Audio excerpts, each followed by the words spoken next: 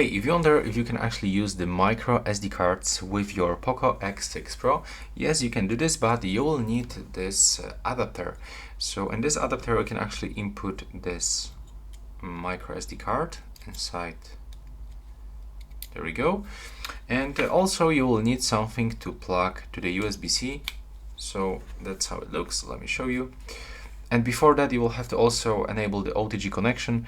So we will have to open the settings, go into the additional settings, and go into the OTG. Then turn it on. And after this, you can plug this adapter to the USB-C port on your POCO X6 Pro. And now just take a look. We'll have to open this this USB drive. Click to explore. And now, as you can see, we can use this micro SD card with the POCO X6 Pro thanks to this external adapter. And it's actually cheap. You can get it for a few bucks on eBay, on Amazon, or AliExpress, or wherever you want to get it, any mobile store. So yeah, that's how it looks.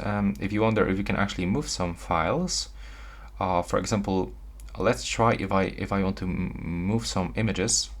Like for example this one, I want to move it. As you can see, I can easily move it into my SD card by selecting from here and put some destination maybe here. So that's how it looks right now. Please subscribe to my channel and see you in the next one.